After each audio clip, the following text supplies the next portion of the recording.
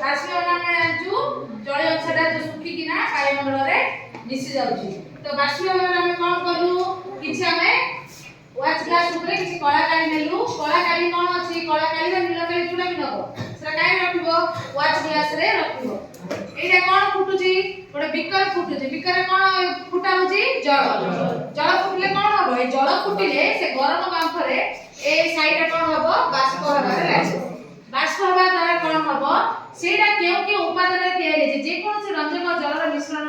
colour तमे एठी नै पाइबो रंजक रूप रे तो कलाकारी रे जहा जहा जते प्रकार रंग जाक अछि सब सेपरेटली समाने डिवाइड हे जिवे बुझिलो कि नै कलाकारी